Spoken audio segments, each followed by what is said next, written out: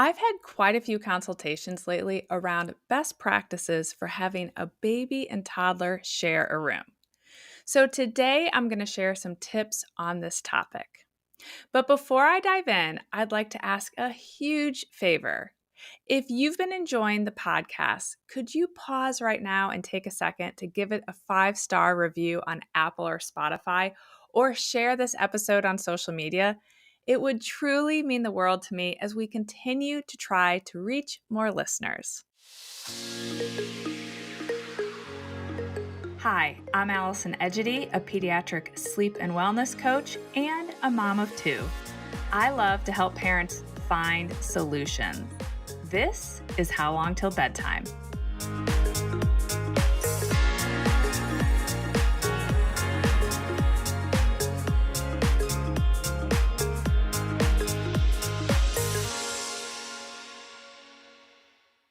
I want to start out by keeping it real.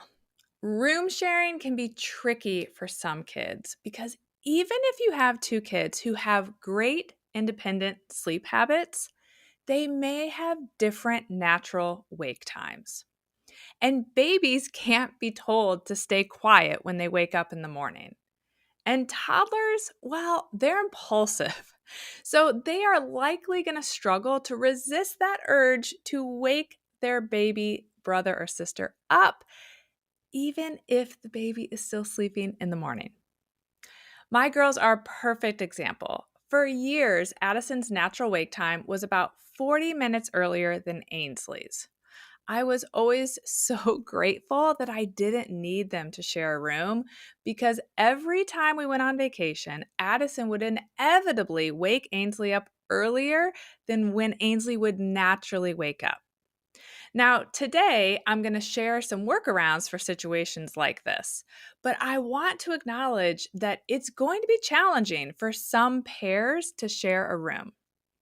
And if you have a pair who have very different natural wake times and you don't actually need them to share a room, skipping room sharing may be the best route. But I know that many families do need their kids to share a room, so let's dive in. First and foremost, I recommend that you have both children sleeping well before you bring them in the same room. Sometimes parents start having children share a room with the hopes that it's going to improve the toddler sleep situation. They think, okay, let's put the baby in there and maybe they won't feel so alone and they'll have this companion. I do not recommend this strategy.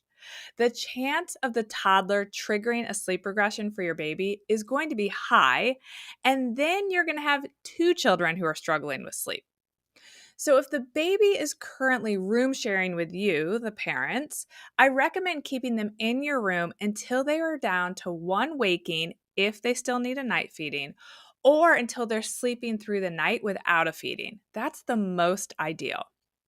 And please know that you can sleep train while room sharing. There are things you can do to ensure your baby is sleeping soundly before you move them in with your toddler. You also want your toddler to have really solid sleep habits. You want them to be going to bed well, and you want them to be sleeping through the night, and you want them to be waking at a reasonable hour. And assuming they're 2 years old or older, you want them to be using and following the rule of a toddler sleep light or clock. If your toddler isn't currently using a toddler clock or light system, or you've tried one and they aren't following the rule of the clock or the light, check out episode 46, where I talk about the key to success with a toddler clock. Once you have both your baby and your toddler sleeping well, you are ready to move them into the same room. If you have a toddler who is a natural rule follower and your children have a similar bedtime and wake time, you can certainly try to put them down to bed at the same time and to have them wake up at the same time. But very often, children aren't going to have the same wake time, or they aren't going to have the same sleep need during the night. So you're going to have one child that needs more sleep at night than the other. And either way, that's going to result in a staggered bedtime being best. Or let's say you have an impulsive toddler, which, of course, by the way, is totally natural and normal. And putting them to bed at the same time is not going to go very well because they're going to struggle to resist the urge to go over and check on the baby or talk to the baby. So, there, even if we have kids with similar sleep needs, a staggered bedtime is likely going to be best. Now, I don't pick bedtimes based on age. I pick bedtimes based on getting everyone the ideal amount of sleep, the amount of sleep that they need. And sometimes you'll have an older child that needs more sleep than a younger child. So I really caution everyone to not get stuck in the, well, because you're older, you're going to go to bed later. Try not to walk down that path ever if you can help it. But we really want to pick these bedtimes and how we're going to stagger the sleep based on the child's sleep needs and that natural wake time. So let me give you an example. As I mentioned earlier, when we would travel or when we do travel, the girls are often sharing a room. And when the girls were younger, I would put Ainsley down 30 to 40 minutes earlier than her normal bedtime at home. They actually went to bed about the same time at home. But because Addison would wake 30 to 40 minutes earlier than Ainsley's natural wake time, that allowed Ainsley to get more sleep on the front end, so it wasn't so disruptive if and when Addison would wake her up in the morning. She would still get the right amount of sleep. But there were also certainly times when Addison, who's my natural early riser, needed to make up for some missed sleep. And we knew that she wasn't sleeping in. She was waking up early no matter what time she went to bed. So in those examples, she needs to go to bed before Ainsley so that she can make up for her sleep or catch up or refill her sleep tank. And so there were certainly times where we had to put her down earlier because we knew she was going to wake up early either way.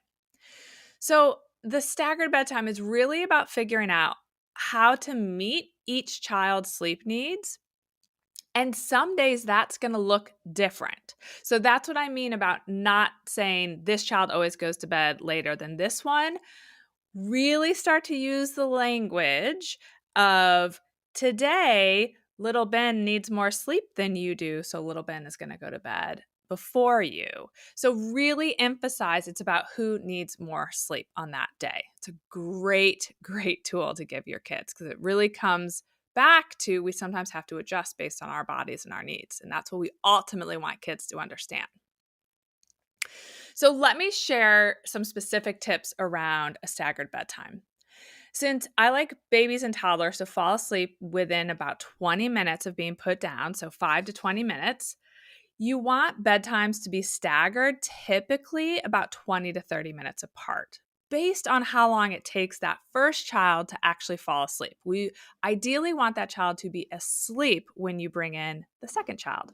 Again, this is one of the reasons it's important to have each child going to bed well and sleeping well before you bring the two together in the same room. If your toddler is the one going down first, it's typically pretty easy to finish the baby's routine in your bedroom and then quietly slip the baby into the crib. But if your baby is the one going down first, you definitely need to explain the new bedtime plan with your toddler. Explain, for example, that you'll be reading books in your bedroom, the parent's bedroom, and then you're going to quietly tiptoe into their bedroom and quietly tuck them into bed.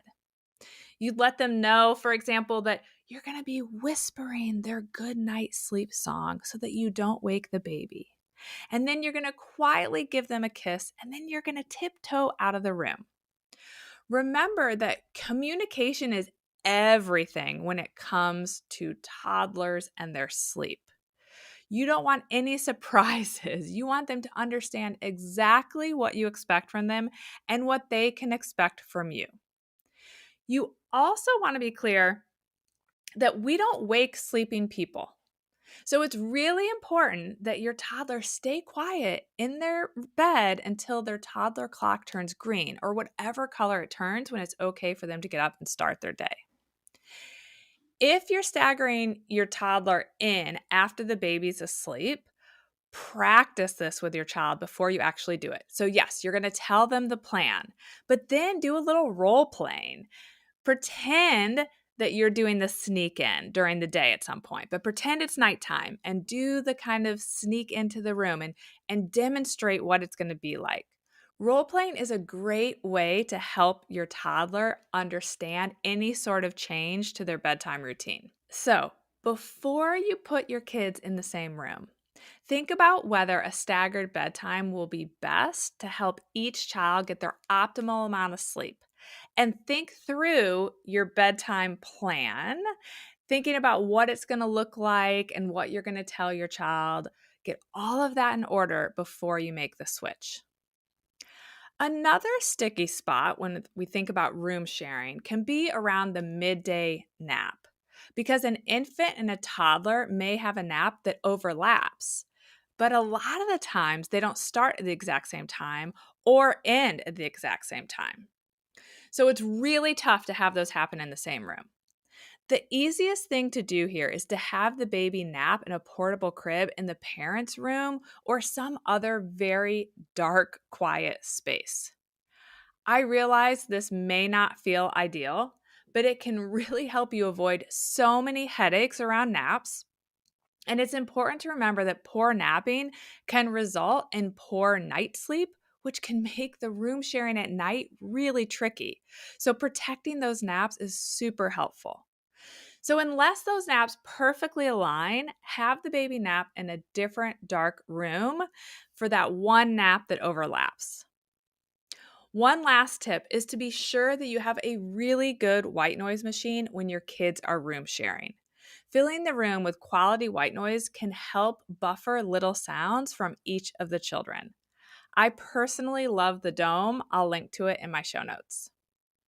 Okay, I hope this helps as you prepare to think about having your toddler and baby share a room.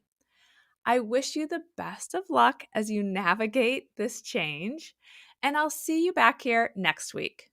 Bye for now. Thank you for listening to How Long Till Bedtime.